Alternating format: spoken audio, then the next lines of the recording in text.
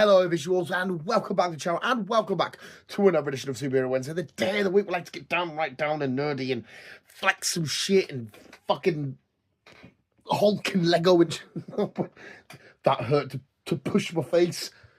We like to talk about all the cool nerdy shit that's going down in the world, and we also like to fair. I think I use that joke every time I wear the beanie. I think it's because the beard's getting a bit out of control. Hey, that's a typical American farmers always imagine. Hey, I got some cattle. British and fucking especially English farmers. Hey, right there, my lover. We are back once again for another comic book review. This time it's for Absolute Batman, issue 15, spoiler-heavy review. What a fucking issue. You don't need to be surprised when I say, oh, what a great issue of Absolute Batman, because everyone's been phenomenal, but what a fucking cover. That's the Joker in the Absolute Universe. What the fuck is that monstrosity?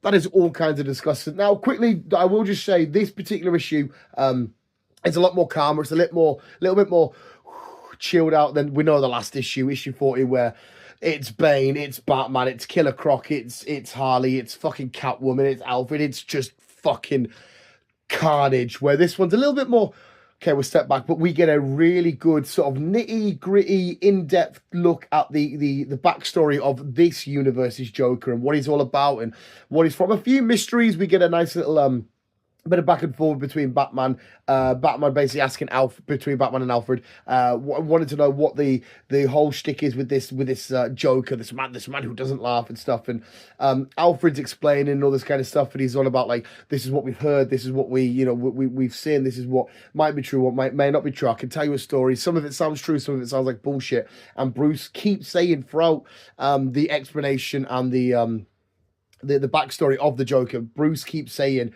what do you believe? Tell me what you believe. I don't give a fuck about anything else. What do you believe? And we get this little look in this path of just conspiracy and weirdness and what the fuck, and clowns from like the fucking whatever it was, 1880s or some shit. It's fucking, we get this whole line and history of the entertainment industry, which again, I'll show you. We'll get more into it in a second, whatnot. But that's what it's all about, really. It's the upcoming fight that will be eventually Batman versus this Joker, and the overall look at who the Joker is in this world and what he is and all this kind of stuff. So it's a nice play, and it's a nice little slow build, very much the calm before the storm. As I get the cover, did I give you a good enough look at the cover? I think I did. Yeah, as I get it out of its little sleeve, that is the overall premise of this, is just a bit of back and forth between Alfred and Batman, Alfred and Bruce, whatever you want to say, about who the Joker is, what do we know about him, what's the crack, what do we need to worry about. And once again, Alfred sort of being like, oh, fuck, I'm scared for you. Because he did the same with the last one with Bane. He's like, oh, I should have told you more. I'm being a bit of a coward. He's like, I'm being a bit of a coward again because I should have told you more about this motherfucker and what he's capable of and how dangerous he is and whatnot.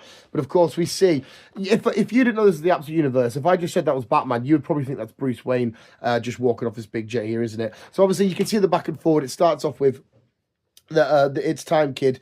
I've put this off as long as I could, but I need to tell you about him. I'm ready. So who is he? And then that's it. That's when we start going through all the little backs and forward. And then Alfred saying, oh, he likes to hunt. He comes from a family of these wealthy people that have been big in the entertainment industry. I think what do they call it? The clown productions or Joker production, something like that.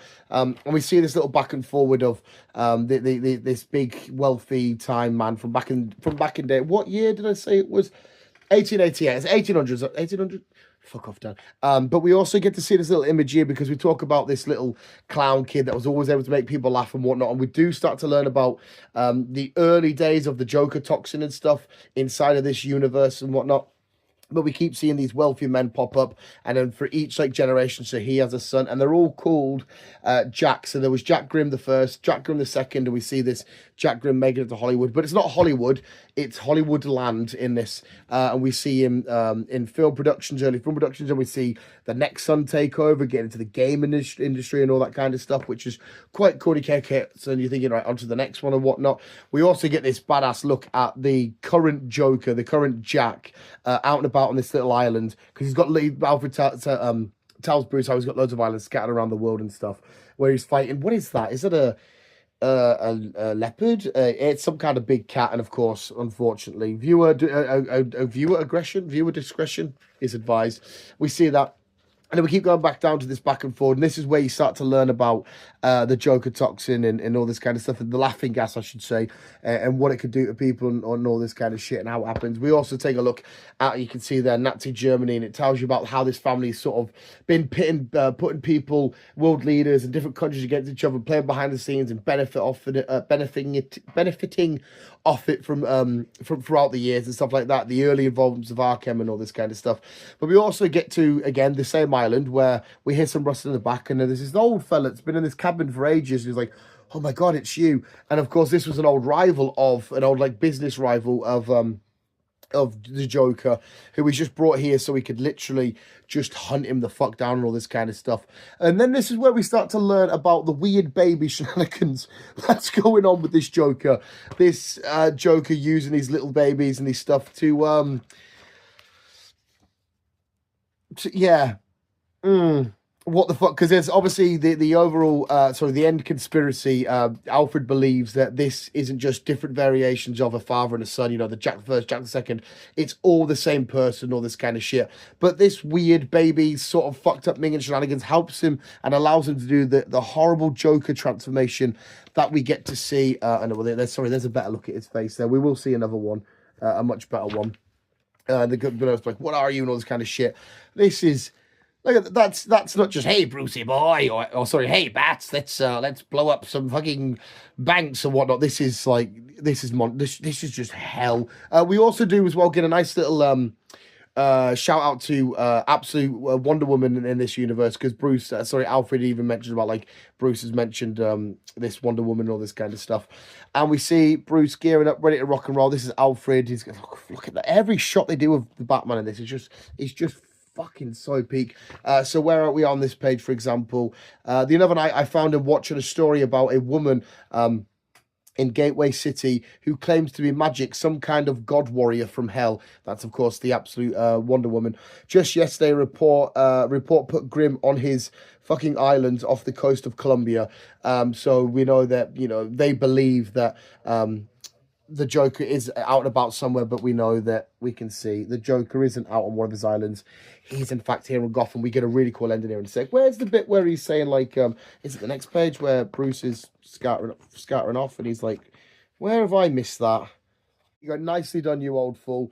He didn't sign up for this, sure. He wanted to fight, to punch back, to scream, but this, in just the last year, the world has cracked itself open and revealed its true face to him, and all its monsters everywhere he looks, which of course in this universe they are just all carnage, horrible, disgusting monsters.